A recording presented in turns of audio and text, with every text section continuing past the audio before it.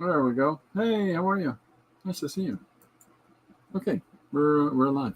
We're alive. We're alive. I'm alive. You're alive, my emperor. There we go. Okay, I hope everybody had a good day yesterday. It's Thursday, and plugging away. I posted today's page. It's a silly one. He's crazy, right? Okay. Yeah. So, before we get going, if you have a one-page comic idea that you need to get off your mind, you can say it here. This is a safe place. That's today's thing. Yeah. Anybody got a one-page comic idea that can sum up in a couple sentences? Feel free to do so. Let's have some fun together. Today's page, The Jockey, is from a suggestion from Chris Clouet, which is jockey on horse, action to the left, head is light brown, jockey leaning on the neck. So, I think I got most of that summed up in the first panel. Light brown horse, head, yep, check.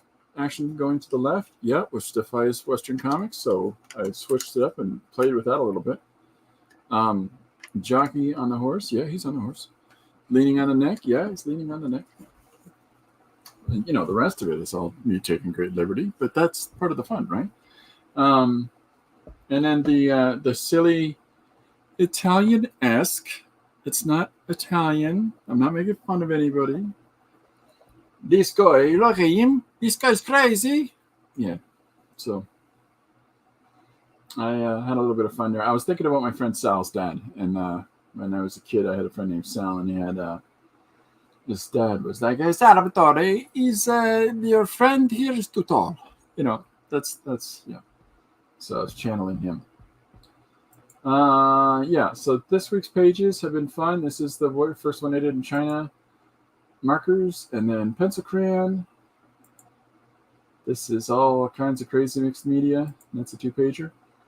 And then this one is basically pencil and digital colors. So, it's been a good productive week of pages. I have been trying to wrap my feeble brain around getting things set. I'm trying to get stuff out. I'm trying to get stuff organized and sorted for how to, where to go next, what's the next step for getting the next project out into the world, and it's frustrating, but it's what it is. The last book that we put out was this one, the one-page comic extravaganza, volume 1, and this was a lot of fun to do. I think it was fairly well received, but there's some of the coloring in it. I might switch cameras. Some of the coloring in it I look at now, overhead, and it's pretty flat, right? Because I really didn't know what I was doing yet. And then I started, the only reason there's this texture in this guy's suit on this one is because I use Zipatone. So that's an automatic texture in the black and white process. So yeah, a lot of detail with the line work, but not a lot of detail with the coloring work. So I figured that out a little bit better now, and I'm pretty pleased about that. This is an entirely mixed media page, so that's why there's far more diversity in the content. This is ink wash, so again, same thing. This is digital coloring, and this is as extravagant as I got. So, figured out a lot more things now than I had under the belt then. And I think that were I to execute these same pages, I would take a lot of efforts in order to step them up a notched up. So, but there's some really fun pages in this one. I really enjoyed doing a lot of these, and the Frankenstein written as though he's a child or a teenager, eventually a teenager. Those were fun. So I've got volume 2 coming together now in the profile format and hardcover, and the cost is, yeah. So And that's what really makes me be reticent about the whole thing is honestly, it's the cost. Anyways, today's page was fun. I had a good time doing it. Yeah, so it's with this productive week and checking stuff off of the book, we're going to get some more stuff done today. If anybody has a one-page comic idea that they want to suggest, please feel welcome to do so. Let's check this one off, though. Checkaroni. And that's the poster for it. So, yeah, really trying to utilize far more expression in the characters in my pages right now. I'm really getting some use out of some of these books that I've been picking up, which have, a lot more visual markers for how the face maps up. Because the problem is, with a mug like mine, when you try to sit down and draw characters, they're inevitably going to look somewhat like you if you base them on your facial expressions. And I think that my facial expressions are very middle-aged manish. So, and it's hard because when you lean into that, how do you draw that same expression on a kid's face? And, okay, so I'm really enjoying these books and sources that I've picked up that have multiple faces from multiple different ages and multiple different people. So, okay, we've got a couple more things outlying. If anybody has new ones, feel free to shoot them at me. Dee Dee is sending me a sticker of a lemur that she has done. And so when that comes in, I'm going to do this one-page comic and utilize Dee Dee's sticker. So it's going to kind of be like a collaborative page.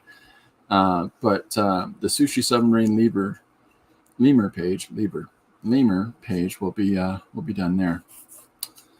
Okay. What else? Those are dates. Haunted Dollhouse we've done. There's the text message one. There's bicycles stacked up against spiral staircases. Yep. Bicycles on roller coasters. That sounds like a very dangerous proposition. Dinosaurs versus Denny's bots. We've done. Victorian people debating whether or not they should kiss. We've done. A snowflake with hands on every arm. That's a cheeky one to do, I'll be honest, because while you might think of a beautiful snowflake pattern and all these little hands on it, which can be a little surreal and a little bit weird, my idea is an overly sensitive, safe space kind of goofball in universities these days that just goes like this. Because it says a snowflake with hands on every arm. There you go. Excuse me, that's not nice to say that. So until I can right my brain, maybe I don't do that one. Because I don't want to get anybody sensitive and upset. So, horses crumble in air. These are done. What have we got? Oh, 500 years from now. We got a couple of those we still got to do.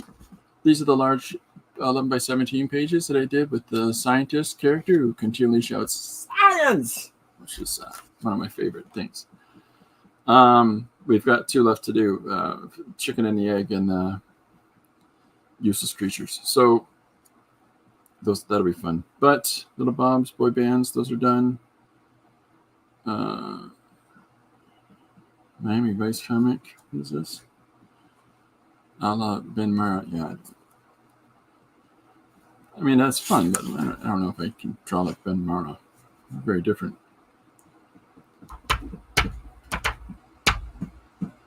That's like saying draw like Jack Kirby.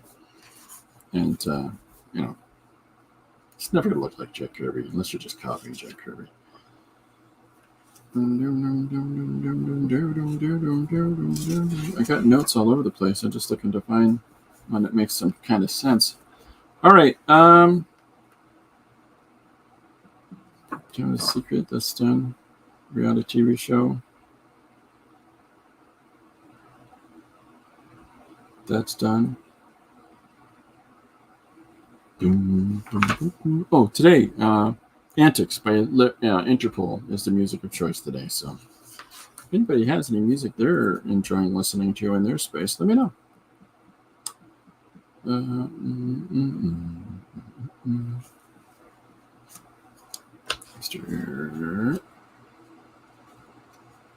Those are done.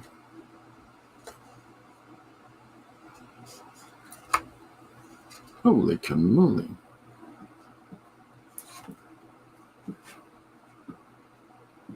Just go with it. That's a weird suggestion. Just go with it. Just go with it. All right, let's do that. I don't know. Let's do just go with it. This is a weird one.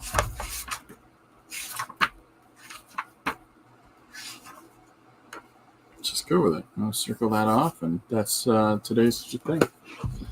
All right. Where are you? There you are. Just go with it. So this is maybe something, and again, you couldn't find the name on that one. So this is, I don't know, this is kind of fun because just go with it. It kind of opens it up to kind of anything, right? Like when you look at a story idea, like just go with it. Just go with what? Just go with whatever inane, crazy, nonsensical things that you see, or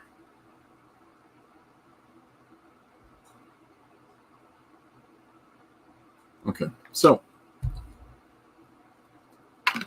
there's evidence of the old boom boom juice. All right, just go with it is what we got. Now I've got my fountain pens all loaded up, and I think I even got the same color in them, which is no, of course not. That's all right. All right, so yeah, I don't know. Let's draw some people fighting. Just go with it. That's today's theme. All right. So the challenge, as usual, in drawing in a profile format, being in the landscape format as opposed to drawing in a portrait format, is that you gotta shake it up. Like with this week's pages so far, this is a very opened, overlapping panel. The previous day is just complete hodgepodgey overlapping images. We've got more static images here, but the text moves throughout. There's unifying patterns like the stars. And then this one is the same kind of cutting the page up in half with that large head shape, and yet the dialogue moves across it and underneath it in order to try to utilize it almost as two panels. So, I'm always trying different stuff out, but in the course of doing so, you're kind of constantly trying to figure out, well, have I tried that this week? And so it's good to, if you're trying to do something different each time and trying to challenge yourself, it's good to look back, right?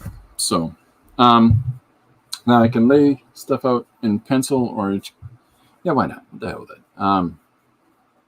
But I'll do it really roughly, like in a really sort of quick way, so that sort of forces me to just start moving ahead. So I'm switching gears in a big way here because I've been working on something this morning that was very different than what I'm trying right now, or honestly anything I would have tried today with the one page, because what I worked on this morning in this project that is it's not a me project, it's a somebody else project.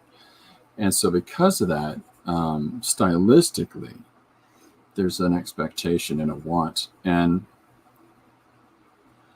I look forward to the day that something here gets finally into print.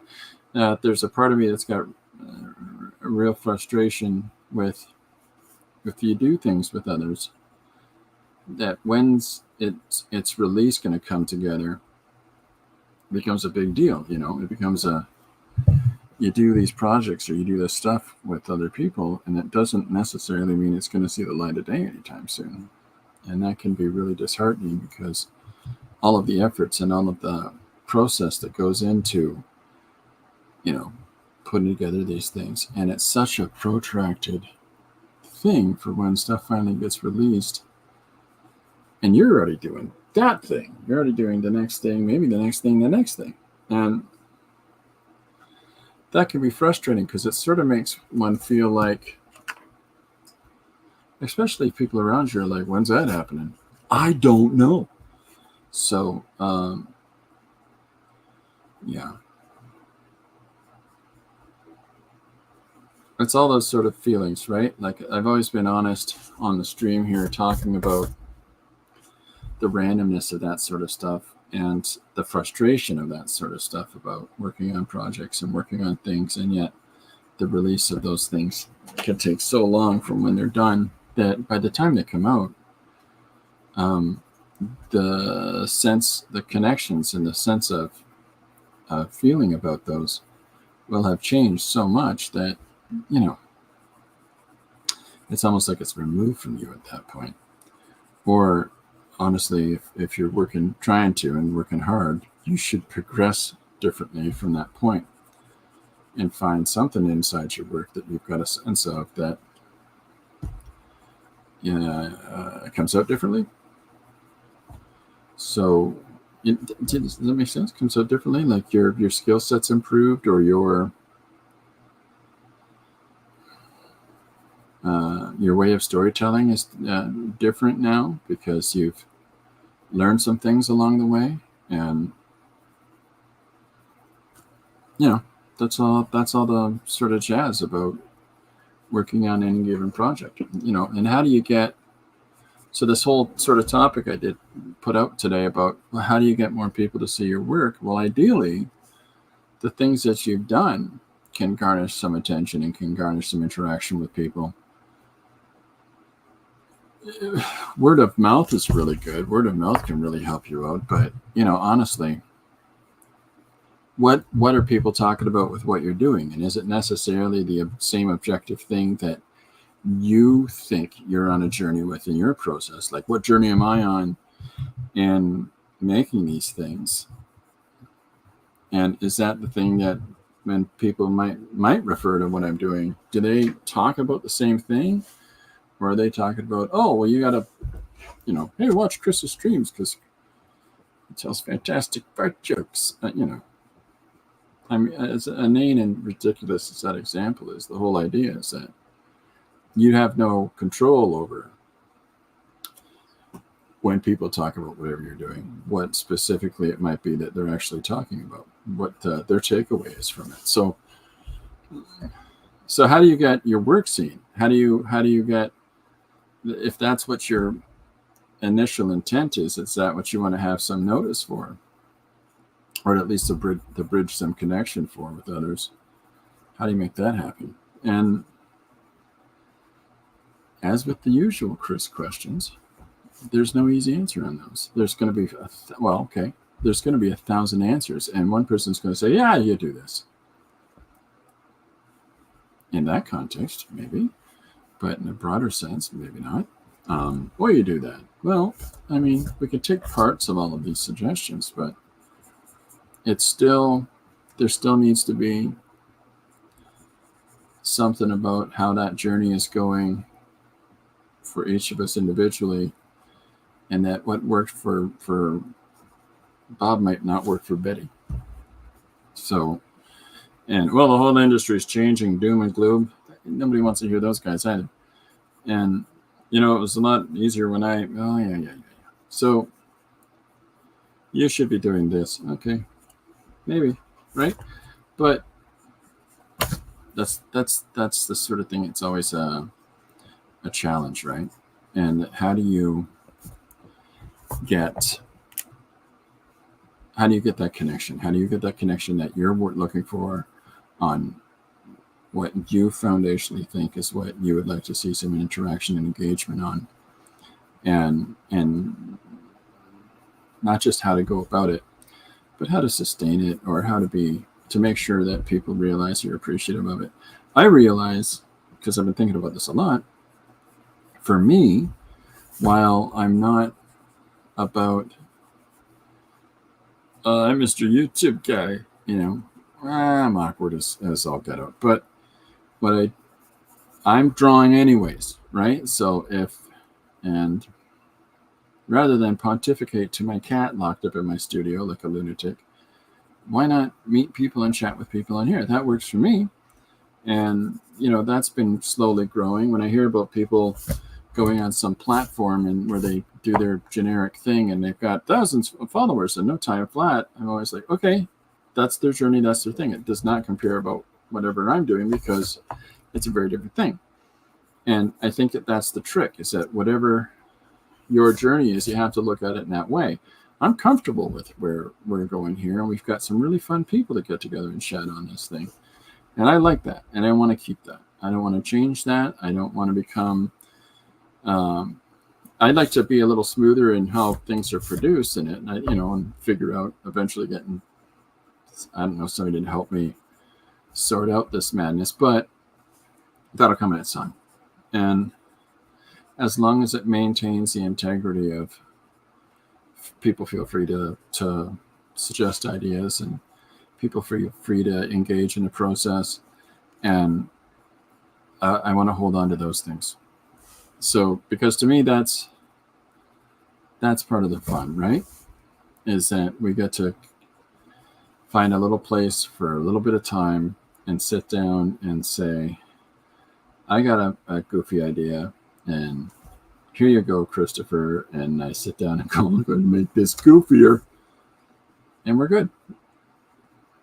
Now, at some point in time, should a bunch of people gather together to engage in this on a regular basis, like, and when I'm talking about a bunch of people, I mean like a bunch of people, right? Maybe the world's moving away from it. I don't know. I'm not one for technology. I'm definitely not one to jump on any platform that comes across, because I don't understand the ones I'm on, much less more new ones. Jeez, it's amazing I'm not sitting here doing this on MySpace.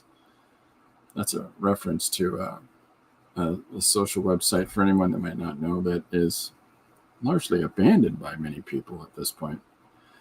I don't know why people jump from one platform to another. I don't care.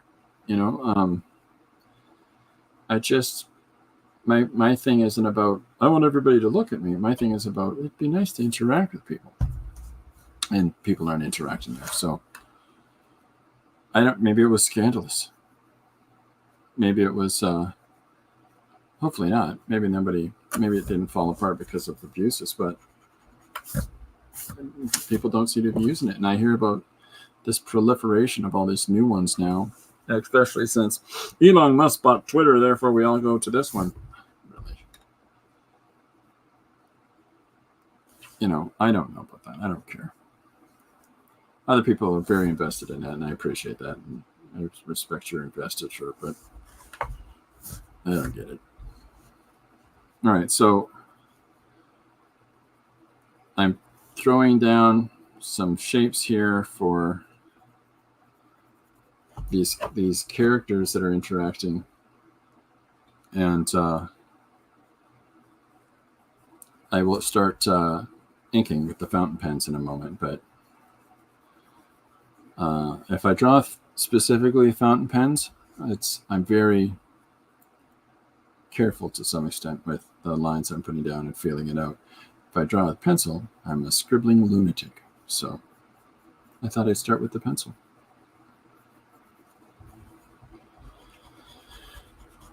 So thinking about how to get people to see what you do, I really, like I said a few minutes ago, I think with an awful lot of this, I find a great proliferation of people illustrating corporate characters, or people illustrating fan images, or people illustrating popular things into prints and all of this sort of stuff. That's fine. I think it's fine. I don't really care about it. I don't really necessarily want to do it. I want to tell stories. And so I recognize that while that would be very accommodating, and there's a great deal of people that look out for other people doing those things, for myself, I just don't want to do it. So I think that that's not going to work for me. And I recognize that, and I'm completely fine with that. But that means that whatever that potential growth is in those, there's a huge fan base that loves those things. And so I'm negating myself from being able to access that, and that's fine. So so there's one recognition about how do I get people to see my work. It's not going to be that way because I don't want to engage in it that way. I've already stated that I'm comfortable doing it this way, meeting cool people and having fun. But all this stems from I gotta get this next book out. I'm sorry. People are. Oh, it's Jim. Hi, Jim. No friendly hellos. No wasting time. Straight to the random question of the day. I love it. How much value to put into the amount of followers you have on social media? Oh, and hello, by the way. Hi, Jim. How much value do you put into the amount of followers you have on social media? That's a good question. I don't. When I started, I looked at it and went, oh, they've got this many peoples. How does one get that many peoples? And this is relating to the thing I talked about how to get people to see your work, see your art. How does one do that? Is that by garnishing all these social media people? And then I started getting all these ads for, you can buy 1,000 followers. We'll give you 1,000 followers. And to me, it feels so hollow. Also, I'm incredibly interested in technology. So when it says we can get you thousands of followers, I'm like, how? How do you do that? Do you send them letters? So I didn't engage in that sort of thing, and because I sat and I valued it out, and I thought, is that important to me to have 275,000 followers? No, it's not going to happen. It's just, and if it does happen, especially if you buy that many people following you, it's not real, right? It's just not, and so it doesn't really matter to me. As long the amount of social people that follow is not important to me. What is important is that the people that do come here have fun and feel good. And if you want to disagree with whatever I'm yammering about, that's fine. But it's a place where people can just come and be who they are, and nobody takes some position over everybody else and says, you're all wrong. You're wrong. That's not how we, whatever. So it's not so much a social followers thing as it is the people that we engage with is how I look at how I do this stream. And so I don't think about followers numbers. In fact, I don't know how many followers I have because I forget to check that. Like, where it's like, how many have you got now? And I'm like, I don't know. I know that in January I started with 16 people who never followed anything, right? And however many people might follow today, I know that on Lori looked this up. On average, she says that something like 20 to 30 people will look at a video. That's cool. I'm 20 to 30 people. So I know that some of the things that I watch on the UFTubes, they'll have 100,000 people watch it. Great. I hope they are enjoying it, though. Uh-oh, look out, everybody. Hi, Cat and Paste. How are you, Cat? Did I miss? Oh, and Jim says, Didi. I don't know if I saw Didi post anything here, but hi, Didi. Hi, Cat. Hi, Jim. How many? Okay, so so here's the question of the day then. Number 718. How much value do you yourself, anybody that's in the stream right now, how much value do you put into followers on social media?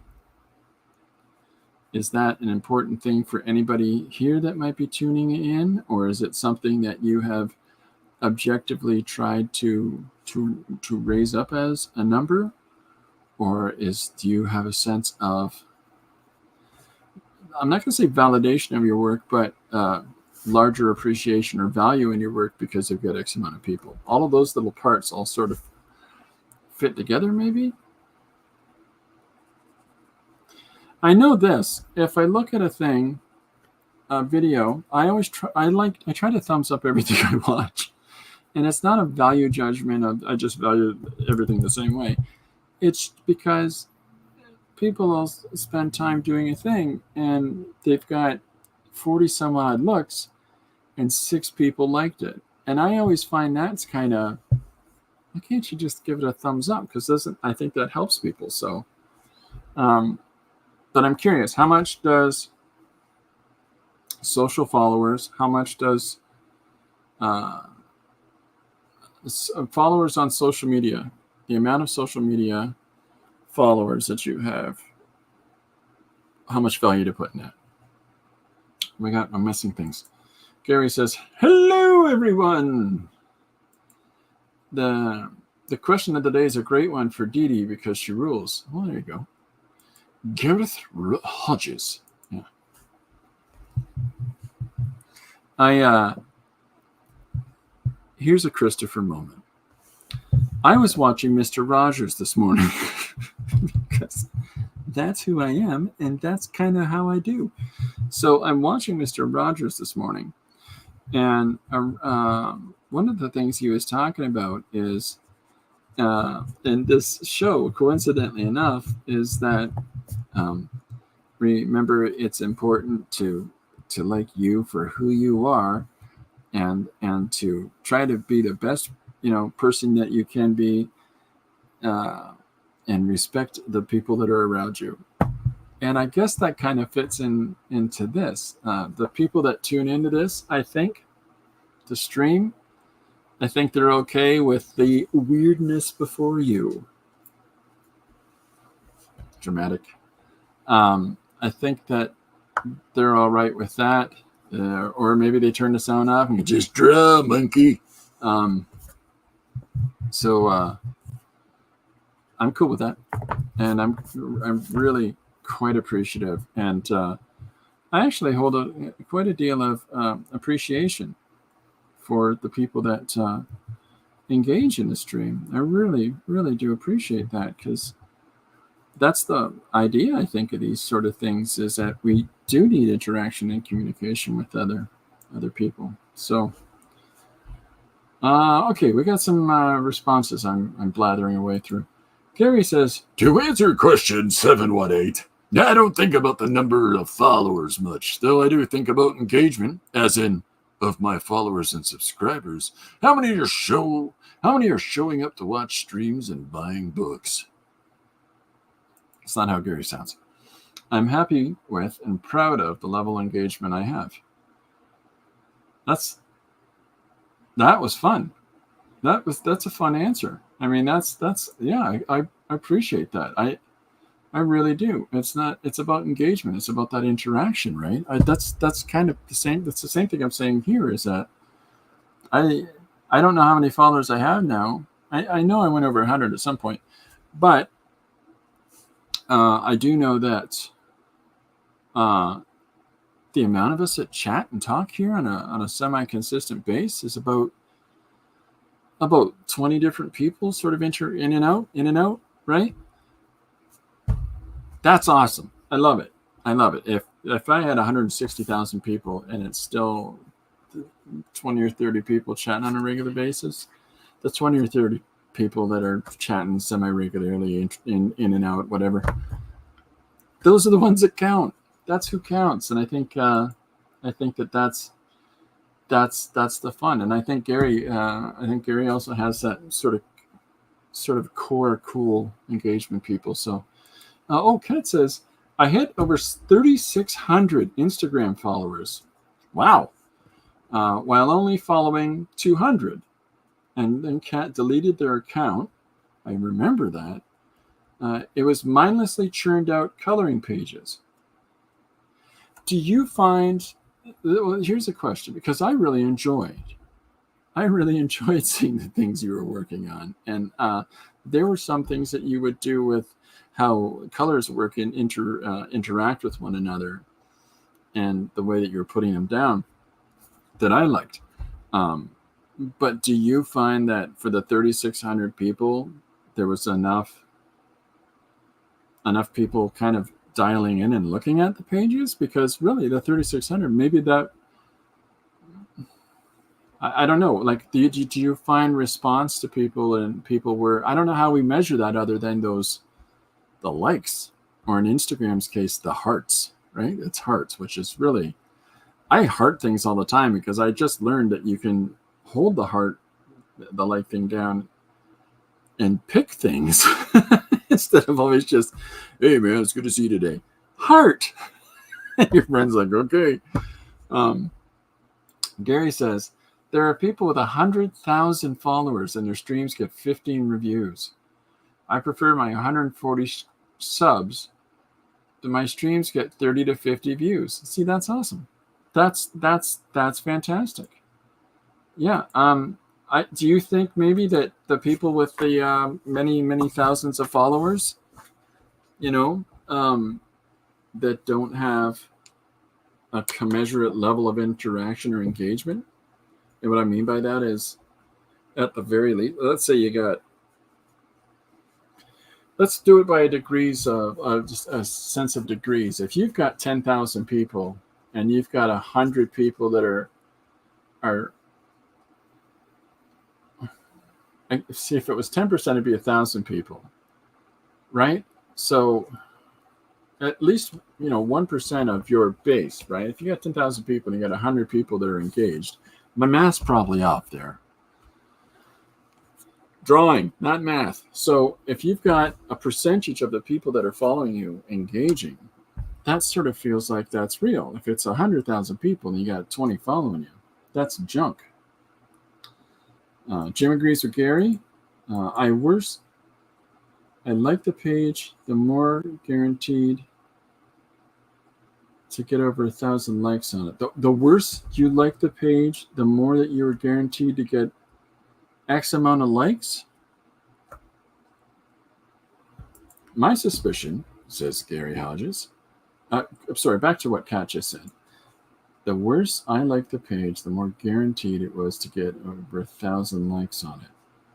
That's interesting, isn't it? Is it because maybe the things that we're striving for creatively push the confines and the boundaries of the expectation that maybe people have for their want to like that we do? So, well, this is the same sort of thing I do, and I want to be progressive in how I'm putting down my marks, but people just want me to be in the same position, so that's why those might get more likes. That could be one thing, maybe. Or people are just really into green. I don't know. Kat says, yup. So maybe, yeah. The things that you feel are more static are probably the things getting the hits. Gary says, my suspicion is that people with tons of subs but not a lot of views were very good in convincing people to sub, but never sold people on the content. See, for me, if it's 100,000 followers and you're getting 15 or 20 likes, that's the part that, after being exposed to all of these people saying, hey, buy some subs, I really think those people bought subs. If you've got, all this talk is making me want to have a submarine sandwich. I'm just saying. If you've got 20,000 followers, I'm just making up arbitrary numbers because I'm not, these numbers are relatable to me. If you've got 20,000 people and you've got 15 or 20 people that have watched your video, something doesn't seem right. That's tons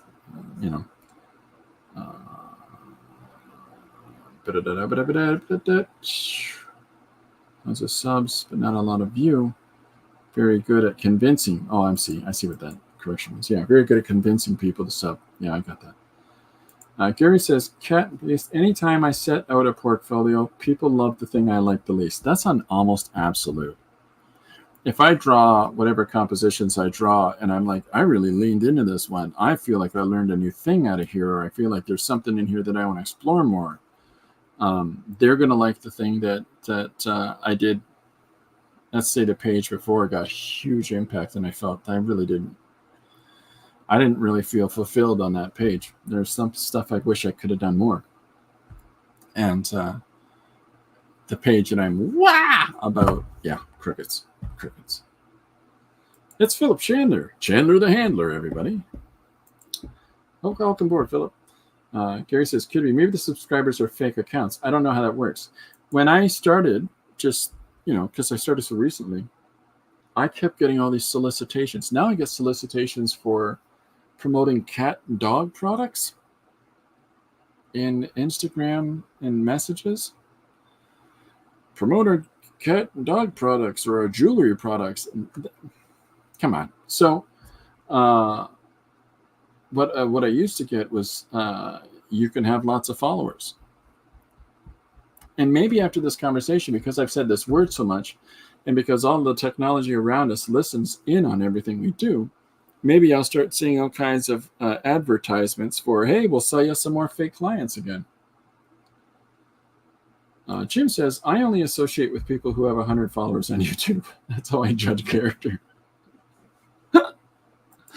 Yeah, I guess.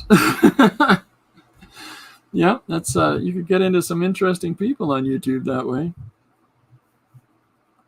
Let's talk about the new America. Let's talk about how we keep this country the way it should be. 120 followers. Really gotta follow them. That shows they're real characters. I know that's not what Jim's referring to. That's why I'm being such a turkey. So I'm putting this guy. So there's a character here who's pushing another character in behind the two characters in the foreground. Gary says, Jim refused to respond to my friend request until I could screen cap my sub count.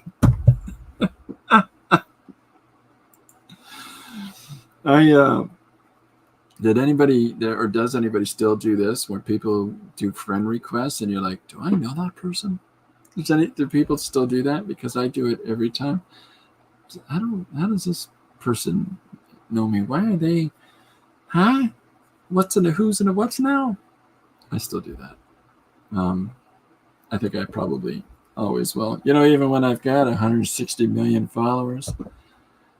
So recently I heard in a conversation on one of these YouTube dialogue things, like sort of similar like the Artcasters, if people are familiar with that. I heard a dialogue saying that YouTube and the different social they listed the 3 social media platforms that I use, and all are dying. And so you move to this thing because of this is where everybody's going, and this is where you're unrestrained and you maintain the ownership and integrity of your work. I've heard Corey Kerr talk about this with some site as well. I can't remember what it is, but he makes some real salient points. But this thing that I was referring to, wasn't Corey. It was Facebook and Instagram and YouTube are all dying, and just like Twitter did. And I thought Twitter was still being used. So you need to make all your followers go follow you on there. And there's this part of me, it's like, how do you do that? And, hey, everybody, let's go this way. If my followers, which I think many might be, are like me, I don't want to set up a new thing. So when Jim refused to respond to Gary's friend request until he could screen cap his sub account, that's why now they have each other's love. Isn't that sweet? Gary says, I get requests from people I guess went to grade school with, based on mutual friends, but I don't remember them at all. I understand that feeling. I have never posted my real art. Not interesting in filtering it, but what people would be okay with. When you say your real art, are you talking about because it's quite removed from the stuff that you were posting, Kat? Are you referring to that it's avant-garde, or that it's,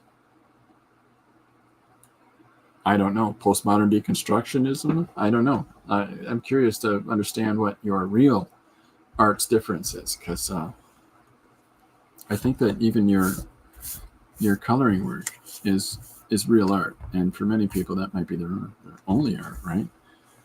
But I completely understand what you mean, that some things can't, it's not worth all the dialogue. Original art, not simple adult coloring pages. Adult coloring pages. I know what you mean. Gary says that 100 emoji. I think his 100 emoji was pun intended. That was great. Gary says, "Is your real art extensive tattoos?" It's all flaming skulls. It's all flaming skulls. I get what you mean by original work is really putting it out there. I do original work every day, and I have X amount of people, but I value the X amount of people. Now, I know people that I have known for many a year that they do their drawings of other people's creations.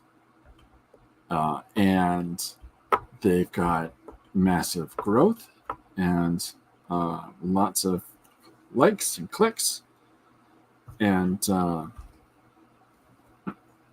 I don't know. How many drawings of anime characters, the same anime characters, can you like over and over again?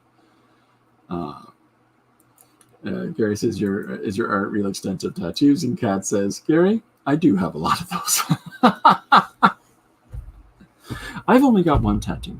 It just happens to start at my elbow and go over my shoulder. So, and it's all rainbows, Care Bears, doing a countdown. I'm just joking. It's the 1, 2, 3, 4, 5, 6, 7, 8, 9, 10, 11, 12. It's all of those graphics going down my arm. 12. Anyways, Pointer Sisters, by the way, saying that. If you know what I'm referring to. Okay, so I got this cat and that cat and this one. Oh, sorry, cat. I'm saying cat. I always say cats for hip dudes. So okay, Kat, we're not trying to confront this all.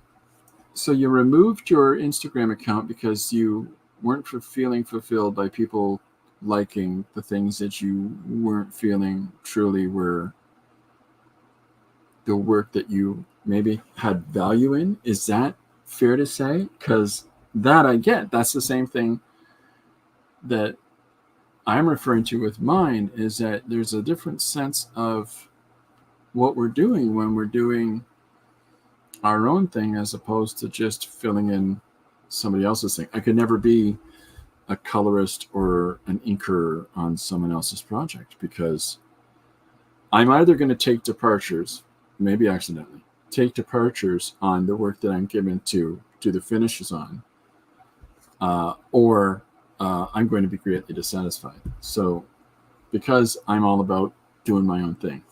But if it's to help people out, I'll help them out with their thing. But to do that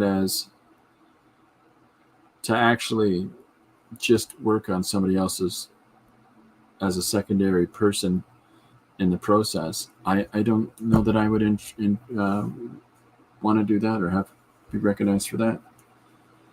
You know, and I've had some people say that they really like the colors the choices that I make and what I use there, which is nice, but it doesn't mean I want to be a colorer.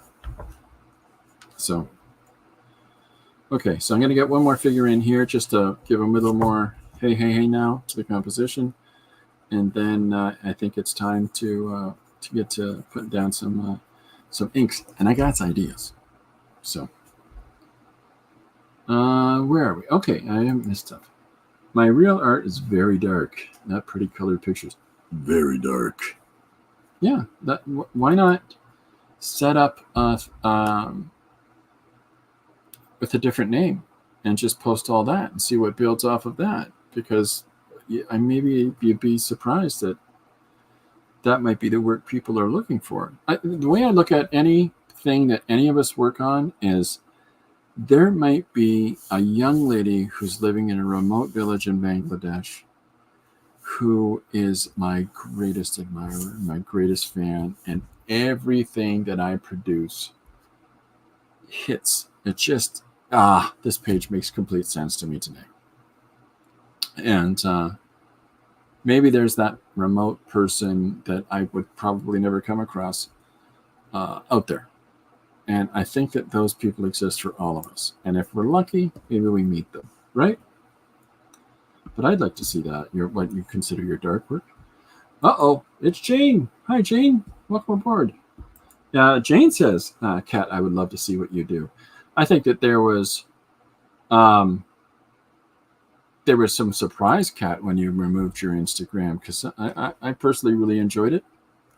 And but man, I still completely respect and appreciate that if you weren't feeling fulfilled by it, and that's yours to do. And I completely understand why you took it down. But I would love to see what other work that you want to express to others. Yeah, I think that would be keen like a jelly bean. Even if it's dark and gothic. I've been restraining myself a lot on some of my projects for two reasons. One, because I didn't feel I had sufficient skill to execute them. And two, because I don't want to be too raw. And I'm at this point now where I don't care. I'll just, I'm going to draw whatever I want to draw. And so the projects that I feel like I'm doing now are starting to have that sense of more fulfilling, but it's the story content is definitely more rah than fun time sitting as Chris. Philip is having a hard time listening. Oh, he's got earbuds. Look at this guy. You got ears, bud. Oh, no, earbuds. I get it.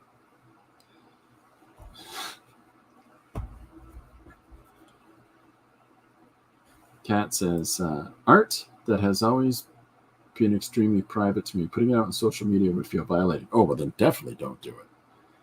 Yeah, definitely don't do it. It's that's I think that's a really healthy thing that you've just said there. And thank you for saying it, Kat. And please don't, I don't want you to feel like I want to see it, Kat. It's not what I'm doing. But I really appreciate what you just said there. If it's personal to you, if it's yours, if you do it for your own reasons, and then that's your work, there's this whole thing about art is always meant to be seen. No, it isn't. Art is many times meant to work on whatever's going on with you and working for your own benefit, or just an exaltation of energy and stuff like that out of your system and expressing out. So yeah, nobody on this planet should ever make you feel like you have to show that. Kat says, did I just hear right that you remove yourself? And then, I'm sorry, Jane said that. I'm sorry. And then Jane says, if your art is for yourself and keep it that way, she completely backs that up too. I think everybody here would. And if you don't agree with that, curious if you have a different perspective. But I think, and nobody's going to say you're wrong, but at the same time, if you feel like the work that you do, you owe it to putting out for people, because some people have that perspective. But there is work that we do that's for us. And there's no reason it shouldn't stay for us. But if you like to share, Jane says, I'm open. Open can't spell, but I'm open. Gary says, I fully understand. I was just reading a thing Rick Rubin wrote saying the best art is a sort of diary entry. Oh, yeah. Trying to sit down and do books and sit down and do these story arcs and things like that. Well, I am so unendingly appreciative of, the ones that I get a chance to read. And recently, indie ones and local friends that right now I'm reading Paul's books. I just finished reading Gary's, and Lori is on the last one of those. But it's for me, the process of doing the one page is kind of like a diary, or kind of like a thing of the day. And for me, that's really working right now. But I'm trying to do, I have to do longer form things for others, but I'm trying to do that for myself now, and I'm finding I still really enjoy the one page sort of idea of the day thing. Jane says, is that why artists' work is only valued after they pass? Yeah. No. I had a conversation about this with somebody the other day. About they asked me if they thought my work would be worth more money after I'm passed away, and so how if I we were talking about the fact that Lori and I updated our wills, and so how would I go about arranging all of that with the kids so that because after I die, my artwork's going to be worth more money, and that's nonsense. Yeah. I had a gallery showing and refused to sell anything. I have had a number of gallery showings, and there are a number of pieces in those shows that I have not sold. That's mine, or that belongs to someone else, or what the thing is about those pieces? Those pieces are really good ways of taking the temperature of others around you. If you have people that come up to you at your shows and say, "Boy, I wish that one was for sale. That would have been the one I really want to buy," they weren't going to buy anything. So that's what I found. People that generally say those things are generally full of baloney, full of the beans, full of grease. But every time at a show that I have a piece that says it's not for sale or it's in a private collection or whatever it is, that's the one that legitimately I'll have a couple of people come up and say, "That's too bad. That's the one I really would have liked to have purchased." I know those people are full of crap. Kat, your technique is so mesmerizing. Yeah. Kat's posts were very, very, very, very good. So. But yeah, if you're not feeling it, completely makes sense to not feel obligated to have to put up these things and base yourself on yourself as a public persona only. I think that's a difference between those that create and share their creations because it's, well, it's a way to engage with other humans, and then there's those that create, and everything has to be out in the open, and everything is about the external process. And I've been coming across a lot of these videos where people are talking about, so this is my studio, and here are all these things, and I don't just show the art. I really don't care about all the extra things. Jane says, "Kat, you have a great control of light and shade." This is where you go up to them and tell them you have it. You'll let them have it from astronomical number.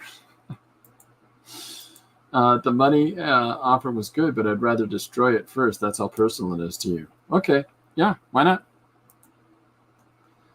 Or they can purchase a small print of it, not that small, at a small fee, sorry.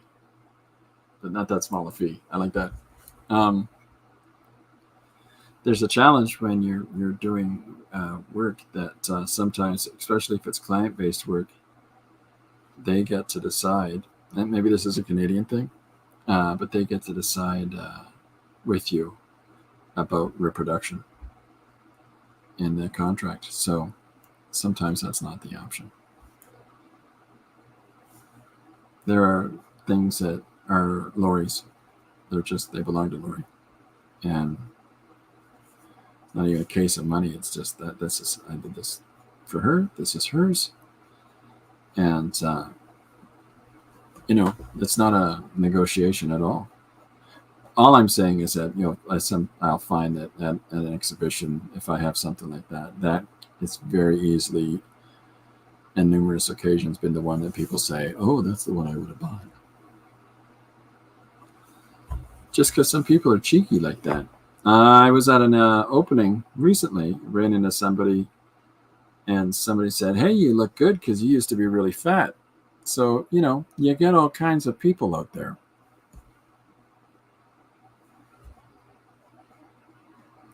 They don't even think there's any problem. Anyways, it's never really fat. Just a big person. And now I'm a large but skinny person. People suck, and you know, they don't know that they suck sometimes when they're looking at your work or even personal assessments, right? But people can suck when they look at your work and they have an assertion about it that you yourself might not. Like, I hate a lot of this postmodernist text that talks about the real hidden meanings of artists' work, and there's an awful lot of instances that we're seeing lately where artists will pop up and go, "It's not what the hell I was talking about at all," you know. So that's always interesting to me. There's the art that we make and the art and the things that we might try to say with our work. Hi, Corbin. And then there's the things that others just take from it, right?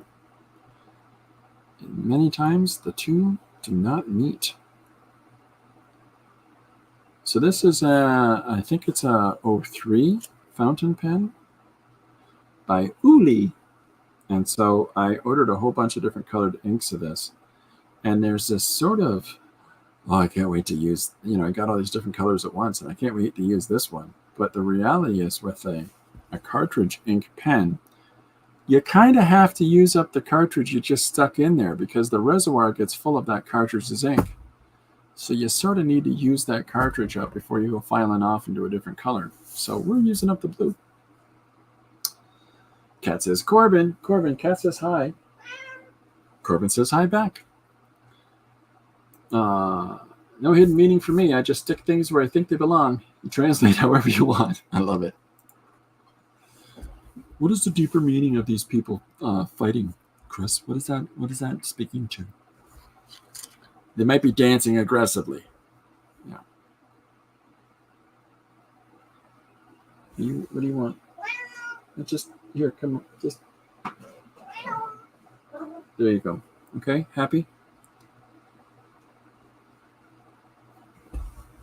Corbin is very involved today. He's been helping me quite a bit in the studio this morning. Climbing on things, meowing in my face, all the helpful things that cats can do. So when it comes to how do you get people to see your work, is that even part of the intention sometimes? Is that even something that has, you know, clearly in a case like, well, I do this stuff for personal reasons, that doesn't matter. But for the pieces that you do want to show, there are times that we change our perspective on those, like Kat is referring to here with the fact that the things that she was getting all the likes on Instagram, if I can speak for that, Kat, didn't seem to make you feel fulfilled. Just come over. Just come over. Stop hitting me. This is Corbin right now. This is him right now. Just spends, he taps me. There we go. Okay, you're fine now. I got my hand in the way. Okay. There's Corbin.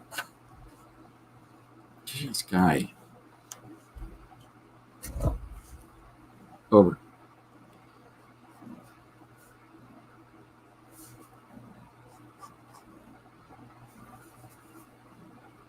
I don't remember what I was saying because I got distracted by this numbskull. Oh, people are saying all kinds of things. Give me a second here. Okay, Frank, stop. Jim says Corbin is going to unionize, rise against his oppressor. Is that right, bud? You gonna unionize? Might eat my eraser. I was looking at an art program promoting Native youth, and the artist leading the program sounded so pretentious when they were describing what their work was meant to address. I think that you'll find a lot of work today tries to package it up as larger things than the visual element of those things. Is, was, and always has been in art, especially the more you get into gallery art, the more that kicks into place. And the less it's about maybe skill sets and the more it is about politic or avant-garde statement, right? Gary says, when I finished my first comic, I seriously considered just filing it away. I wasn't sure I needed to release part of it. I just wanted to make sure. Oh, and then Jane also says, no kidding, right? When I started publishing in 2015. I took my home studio and my studio that was downtown. I met my wife because my studio was beside her office that she worked at, and we would start talking and having lunch. And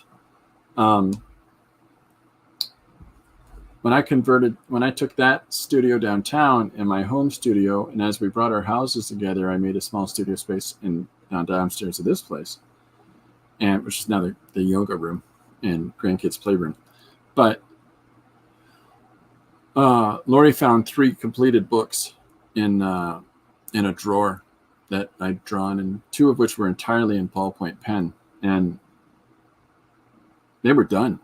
They just weren't released, right? Like I never put them out. So that's why we started publishing. And one page is the 31st book worth of material that I've done now. So. But I completely concur with that, Gary. I didn't know if I was even, I had no intention to do it until Lori said, "Why aren't you doing it?" Oh yeah, so Kat agrees with that too. Don't get Jane wrong about the program. It's a deserving one. Yeah.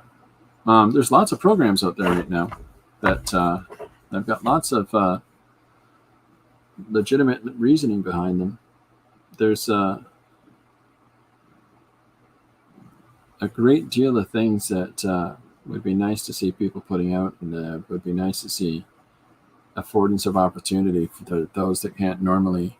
You can't, unless you're going to actually pick up the pen, get back up.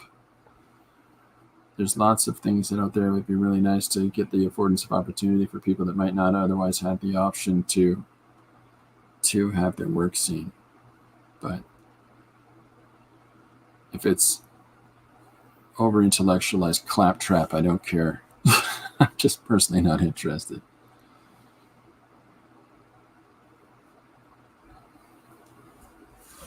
This is what I deal with every day. It's just seldom do I let him do it when I'm on the stream. But he just lie down.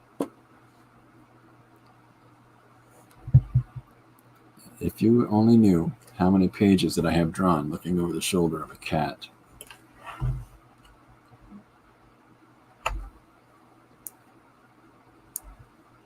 I'm sure that the camera is picking up hair moving all around my studio right now, too.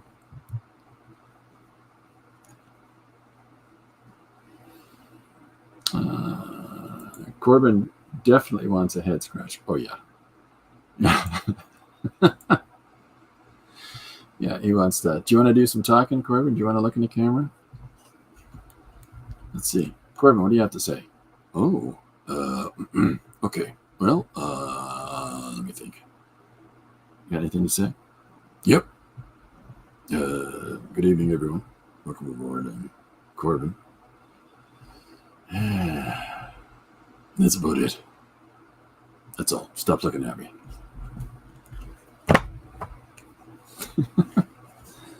Ladies and gentlemen, Corbin Runciman. Corbin Dallas Runciman Dallas.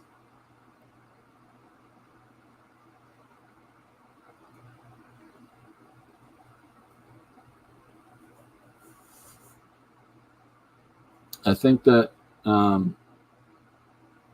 I try to tell people about those of us that get together here and discourse with one another and share, and I really truly appreciate people sharing of themselves and the things with their work and with their perspective on stuff. And I try to inform others about what the people here are doing. I think that kind of an organic growth and community support, I'm taken with that. I'm good with that. Buddy, look at how far I have to lean over to see around your gigantic head.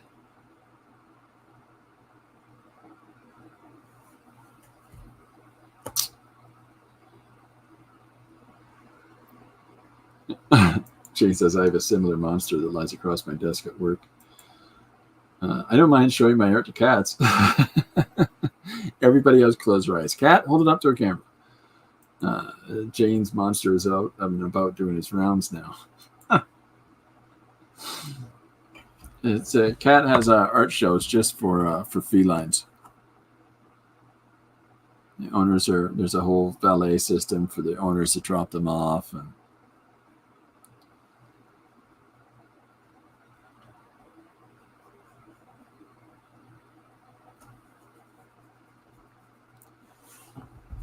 if you aren't a cat, close your eyes.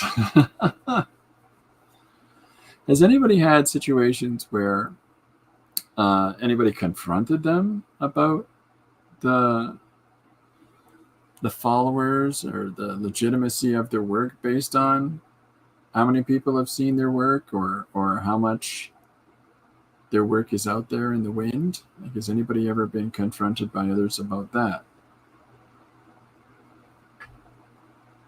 I think that might be an interesting thing to look at. What do you think, Corbin?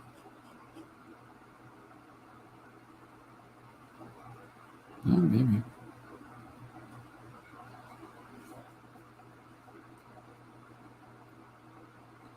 Now, cat, show it now.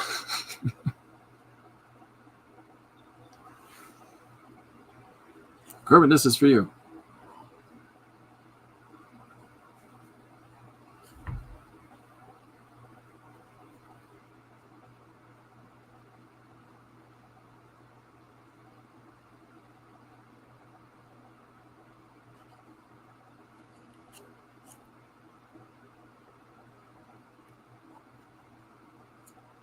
I messed up. I was going to do it, but a bunch of green wash is in here, and I realized, like a ding dong, I started drawing in the fountain pen. For all I know, it's going to bleed and leak now. So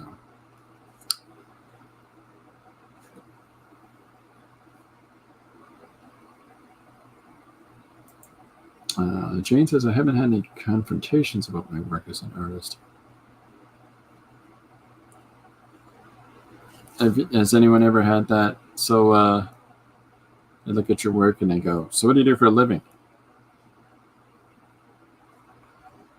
Has anybody ever had somebody that does that to them? Those are fun. Jane says, maybe I should. No, I don't think anyone deserves people talking to them like that.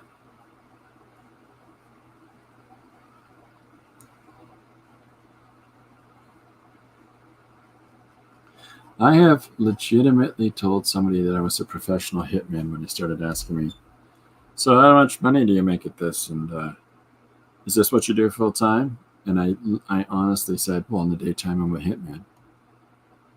And you just sort of just look at them, a little, I might be crazy look. And they stopped asking me dumb questions. Philip says, I used to get that question when I did caricatures. I am not, yeah, completely understand that, Philip. And not because of your work, but because that's what people do, right? I'm not a full-time artist or support myself that way. Oh my God. Jane's a hit woman. It's rough when people, but we live in a society that is ignorant to culture, right? Like, we live in the Western society. You're going to get this in your face. Stop.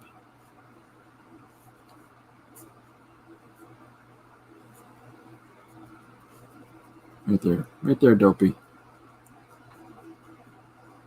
We live in a culture that expects art, but does not support and celebrate it on the same level as they do sports and military. And that's a sort of sad thing. Kat says, that's funny. My husband was actually a sniper. There you go. Uh-oh. I work in a similar industry. My job is as a design assistant in infrastructure using AutoCAD. Oh, yeah. Oh, you betcha.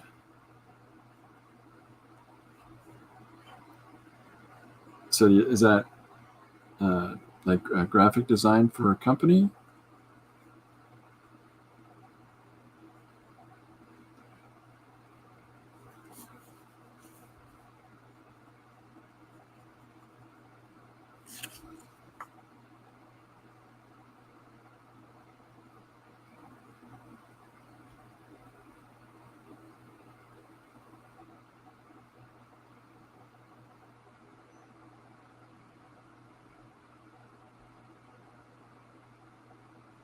Trying to get something over here with that. Industrial design for a city. Oh, that's cool.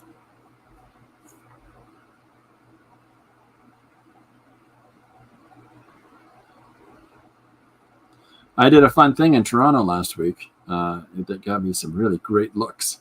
Is that I stood above a sewer grate by the train station, just staring down by myself. Just looking at what goes on underneath, and got that look like a half a dozen times in 30 seconds. Kat says, yeah, now no one will have an affair with me. I just tell him, stay the length of 3 football fields away from him.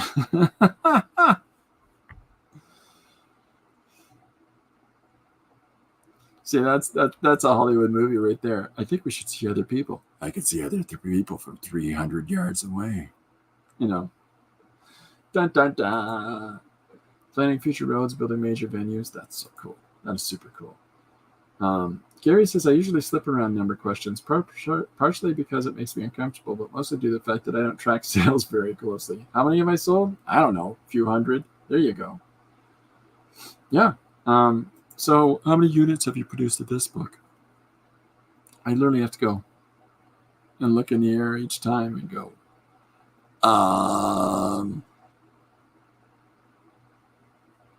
yeah, it's a question of,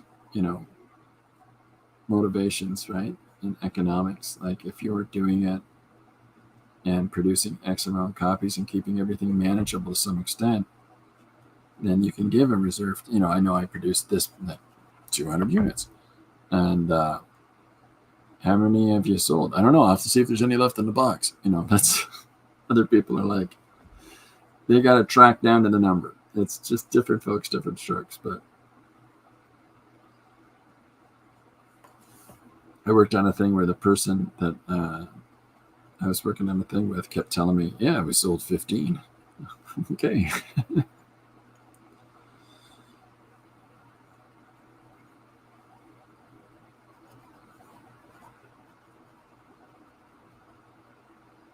Right, Corbin? How many things have you sold, Corbin? Jane says, you're a dangerous proposition, Kat. You would be. Jane illustrated a book for her sister-in-law and is hoping that she gets moving on it soon. Oh, yeah.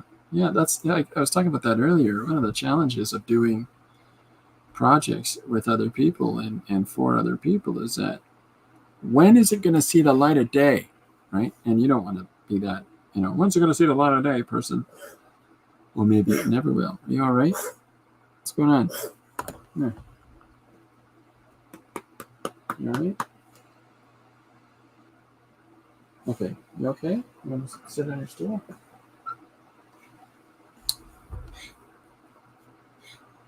Yeah, he's got to cough it up. All right, that's fine.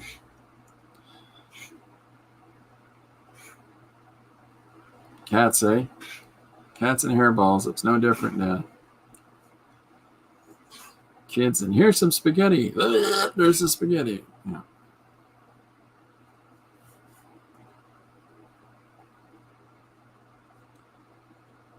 This is a towel. I drew these shoes with the 3 stripes on the side just because I used to have a pair of shoes that had 3 stripes on the side. So he's going to be like, I know what brand of shoe that is. Oh, do you? Because I forgot what they were called. Some people remember those things. Oops, hairball. Yeah, it's all right. He just coughed. Nothing came out. Yeah, they really are the best. They are. I would far prefer. I'm a cat person far more than I would ever be a dog person. Definitely not a small dog person. And I also don't want a large dog. I want a dog that follows me around, is completely autonomous, and helps fight the bear when we come across one. That's all.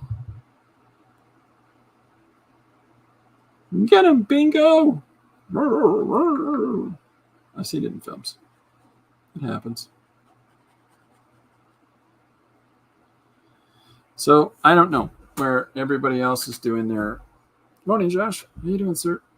Josh says dogs are the best. Do you have a dog, Josh? Or are you just being contrary? Because I disagree, Josh. I'm going to have to disagree with the whole thing.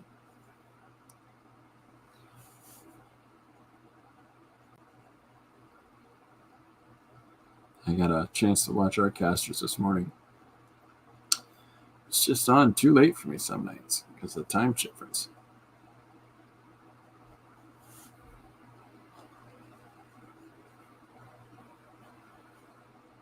It's a good one. Josh says, I have many dogs. Oh my gosh. How many is many? Many mucho macho? Mucho bunches?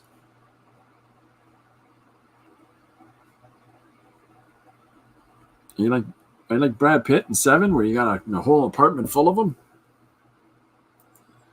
Joshua, in Italian, is Gian Sue, like a boy named Sue. Oh, well, there you go. Sing it, Josh. Cats are superior. They have self-respect. No, they don't. Cats have so much self-respect when they're sitting beside you on the couch, cleaning. In fairness, allergic to cats, I have no frame of comparison. Oh, well, there you go. Yeah. See, I guess I should be honest. I can't compare against cats and dogs because I only have cats and I don't like dogs. I got bit as a dog when I was a kid. That's why I'm out of dogs. That's it. And they all got teeth, therefore not risking it. I know cats have teeth. They're much smaller. And they're much quieter.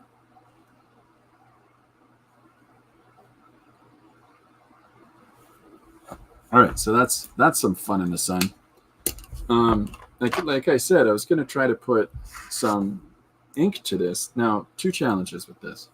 One, I drew this on bond paper for some stupid reason. And dose, I don't know how light fast the fountain pen ink is going to be. So let's roll the dice, huh?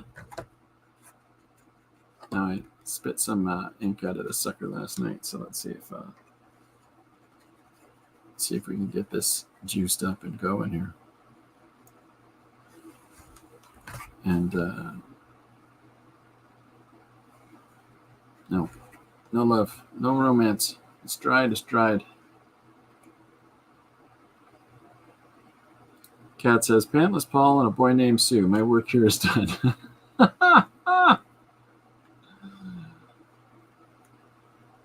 Cats do care. Jane just said cats don't care. Cats care because you will talk to them and you will be their best friend and they will look at you completely ambivalent. But then occasionally they give you this look that says, you are the greatest person on this earth. Now feed me. And that's the moment. That's the special, tender moment when you realize, Mr. Scruffles cares about me. Don't you, Mr. Scruffles? Wet food, right? Like that's, yeah. Don't make me knock things off the piano, right? I don't like pate. Yeah. Okay, so far not a lot of bleeding going on here with the fountain pen ink, which makes me very happy. So this is this sexy new olive green that I got the other day. Yeah, they care if you make them wait. Cats will eat you when you die. That's a special kind of love. It's a groovy kind of love. Phil Collins taught me that. Wouldn't you agree? Maybe you and me.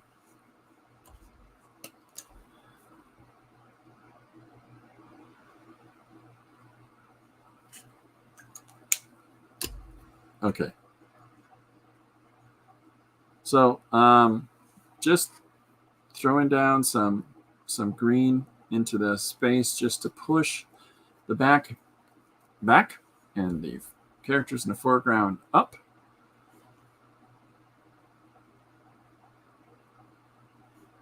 just to separate them from that, this from those. If you ignore them, mine has chased me down if I forget to stop at the snack drawer. Nips the back of my calf. What? You turn around and you look at that cat and you say, no! And put your hands on your hips. Looks very stern. Boy, oh boy. My cat, Baby, she Lori's dad, look at this cat here, and she just went, wow, gave a good slash across the back of his hand. Holy hell, what the hell? He's never seen a cat like that because she's really tiny and petite and very pretty, and she just went for him. We make a joke and say that my cat, Baby, sounds like Miss Piggy. So sometimes she'll be like, yeah, we'd love some food, and other times, you better feed me now, Buster. Yeah.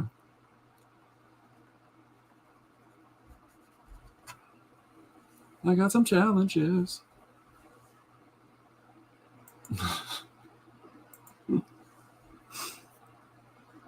All right, so I'm gonna. So this is working. This is coming together, working pretty well. I'm pretty pleased with this. I'm gonna build up some more shapes of people in the background, but I want to give. I'm using my hand as a shield as I'm flicking some of this really watered down spatter of the green ink throughout the drawing. And I'll let that dry. 4-year-old called me cat. His 8-year-old sister said, that's not a cat. Mine starts screaming from the back of the patio when he comes home. Open the door and get food. All mine do is climb on my chest while I'm in bed. Do you know what time it is? Yeah. My one cat has had there's an awful lot of conversation with cats. My one cat has a little stuffed ball that was the same size she was when I first got it. So it's like this big. And it's like, I don't know if it's a horse or a cow, but it's her baby. And she carries it around yelping with it in her mouth and deposits to me when she goes to bed. So it's my turn to babysit every time. Yeah, that's cats for you.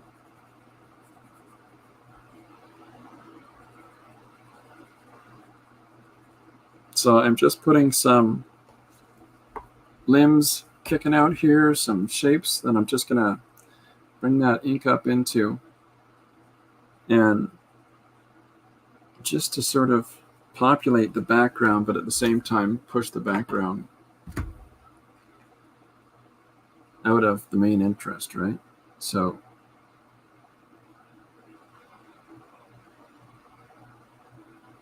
the intention is to have people focusing on the foreground, but it doesn't hurt to give a little Hoodly What's That Now in behind. So just so that you get, by doing those rough head shapes and so on, it lets you imagine that there's more people there. There's far more thing going on than what you just immediately see in the foreground. Yeah. Every time. Wakes me up at the same time. Well, we know that Cat Pace will share her art, her original art, with cats that she wouldn't share on Instagram. I still say there's something to, the problem is, do you feel obligated to continue your coloring pages on Instagram? And that's why you're sort of like, that was the retract for you to retract from was that. But white ink, white light. I think that for me, when it comes to how do I value self based on the amount of followers, or how do I value myself based on how many people are aware of my work, both those things work just as readily. I think, whoops a daisy. I think that for me, I'm doing what I'm doing, and what I think a proof that will be in the pudding is I'm about to spend X amount of dollars in a 4-digit category on putting my stuff online.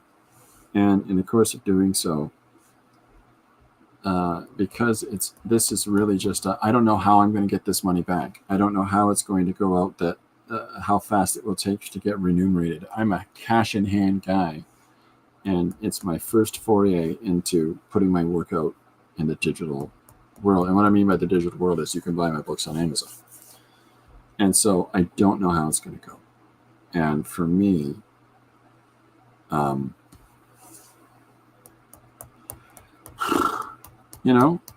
it's a strange feeling. And I know other people are far better about it than I am. But there we go. See how this dries. Just the white specks in here is just to give a little more hey, right? Yeah, there's lots of pressure, especially to start a YouTube channel. And yeah, I'm not looking for validation. No, that's a healthy place to be in. Oh my God. Sometimes I like to turn off new Instagram followers. Some are kind of creepy. Bounce them. I know, right, Jane? And not art related at all. Bounce them.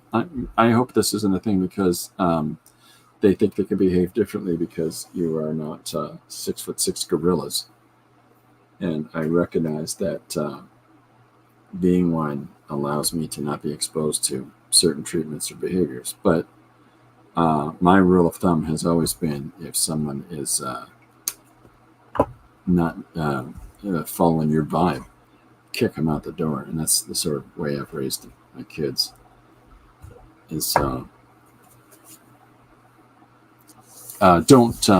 ever be with a boy who, whatever, don't be with a girl who treats you in a certain way.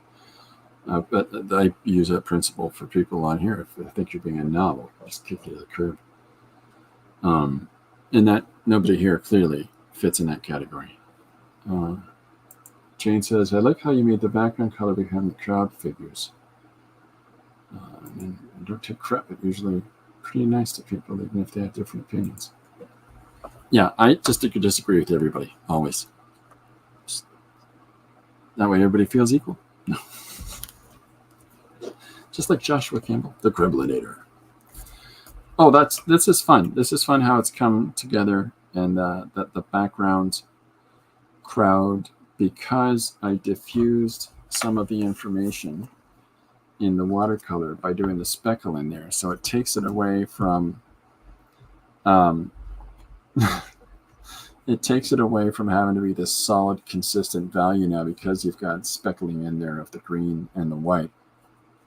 And then also because the green goes over top of the forms, there's some unification in that too. Now, I could go into this piece because I know that the ink that I've used here is waterfast, so I could go in here and define some more of the shadows and stuff like that. But I thought I'd use a pencil. So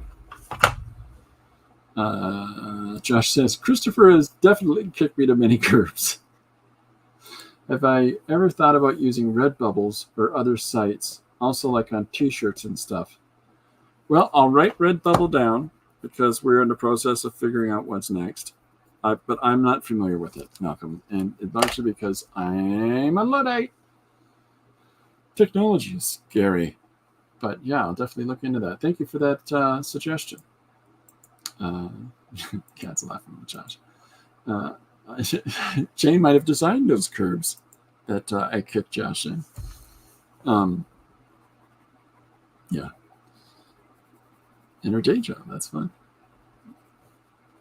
Yeah, I think that if you're I have a Patreon, and I have the same 3 people that have been following me on Patreon that have been following me on Patreon for the last year. There's no part of me that feels like I need to obligate people to give me $3 a month. It's not my motivation is give me the cash, but it's just interesting that to me that so many other people are like, yeah, I make this much money on Patreon. Oh no, Patreon is a thing that I have it up at the top of this video. It just so what? And because I let people see the original, I'll show the original camera for a second, or, maybe they're just disinterested. Like on Patreon, I put images up of all the original art with the finished page. And in some cases, I say, you can color this one yourself because it's just in black and white, And yet for me, that doesn't connect to getting more people engaged in it or following it or supporting it. And I don't know how to grow that, and I don't necessarily want to be the guy who's constantly asking people to do it. So that's why I just leave a thing at the top, because that's not, again, like I say, that whole, I need to have that fulfillment. But I got it set up, and so I try to tell people, if you like all the original junk, I want to see that, that's where you do it. But there are people that their whole push, and I've met a few of these people, is to make this much money on that one, this much money on that platform. They got this one earning in this way, they got this one earning in that way, which is great. I just hope that all of the things that they have to do in order to develop this earning and to develop this these monies from these different means, I hope that feels fulfilling. And that's what probably separates me from being economically successful art guy from Weirdo with a Pencil, is because fulfilling, buddy. I got taxes, I got money, I owes, I got the bills.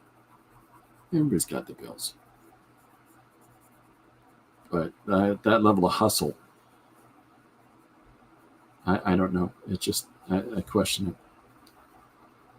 I hope that they're feeling fulfilled and that the things that they're doing, they have figured out how to cross-pollinate across those different things is fulfilling. And I think some of them have really got it figured out. But I haven't met many of these people, so these are the ones you always see. Take this course and I'll show you how to do this. Do this thing and I'll do this, and go on this thing. And somebody keeps, I've been asked a few times, can I buy you a coffee? And I'm like, we don't live in the same part of the continent. And there's things where that I've learned now you can buy coffee. I am an idiot when it comes to all this. So isn't that fun now? Like by using the green pencil as a sort of a grounding element. We've already penciled this in roughly before we put the ink down, and then we put that flat green in the background. By coming in with this slightly different, with green with more blue in it, I think it sort of ties those two values together. That's and I think that is helping make this unify a little bit. I could have also used a light blue pencil, I would think, and got a similar result, because blue is, an underlying color in green. So that could have also worked. If I wanted to get really cheeky and it would change the dynamic drastically of it, though, I would use a red or something in the red family. But I think that this has worked out okay.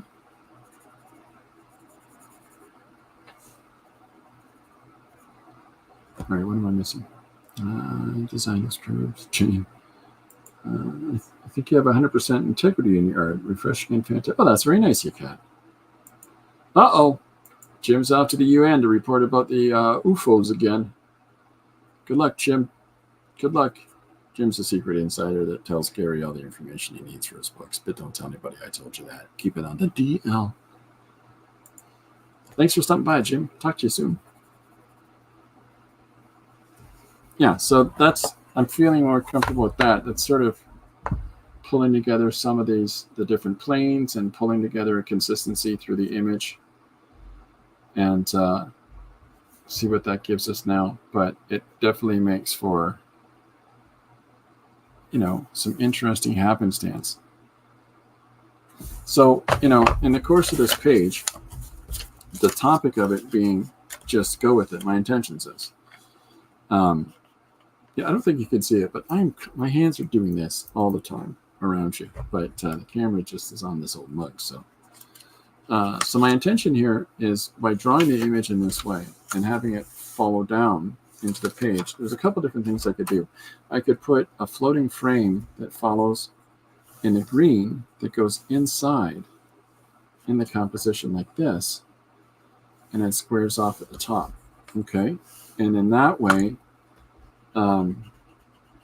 it's not like a hard black line that has a real push and pull aesthetic to it because of the level of differentiation between that hard black and these light greens. So that's one consideration. I could use a blue, but I like the idea of that color coming out from the background value. So while I've lightly penciled that down like you just saw, I think the best thing to do for that would be when I scan this and I put it in Photoshop, I would sample that color and I would specifically do that inset border that moves right into the background area with that specific color. So, but that's what I have in mind for there. So basically we're talking about, if this is the first panel and all of this is the scribbly do of these people scrap-a-lapping, the idea would be to have the border move through it like so. Is that legible for people? And then the text, let's use this crazy kid. The text would go over top of just go with it. And to, again, sit right on top of the frame itself. And so we're utilizing this open space on the page with the text as a visual element now, not just as a narrative element. And it allows us to, it's a pickup on the audience's attention. So when they flip this page open and it says, just go with it, it says in big letters, well, just go with what? And that's why the title like that's fun. This side of the page, my intent is to take 1, 2, 3, 4 panels and to draw somebody said, but I'm a pacifist, but I'm a, I don't like physical confrontation. I would like to have a dialogue, and I'm going to have him getting punched in the nose. And the other person goes, just go with it, man. That's right. This page advocates violence. It does and it doesn't. This page more is about, somebody's confronted by an alternate viewpoint. And I'm coming up with this off the seat of my pants. It's about, just go with it is usually when somebody's confronted with something that goes against their ideological belief, their foothold on their grasp on how things work. And when somebody else just says, well, we're going to do this, and say, well, I don't necessarily like or believe or appreciate that, and just go with it. So that's why I'm going to do that, to talk about the pacifistic value. And so those will be the 4 panels that I'm going to draw in there. And I'll get this scanned and posted in the morning. If people have one-page ideas, I would love to hear them. I'm about to close up, so typing it in the chat right now is not necessarily going to be seen. So, because sometimes the chat it'll end and I don't see some of the things that get typed, and I apologize when that happens. But because I am going to clock off in a minute, and thank you everybody for the engagement. Thank you everybody for the dialogue. If there's anything I can do to tell people about what it is that you do and to get the word out and get more people looking at what you do, let me know how. I'd love to do that. If you've got work that you're, want to show and you can figure out a way for it to get shown on here, let me know. But in the interim, if you've got one-page comic ideas, if you've got a notion, like I'd like to see a scene about endlessly walking through the tall grass of a farm field, or the wheat of a farm field.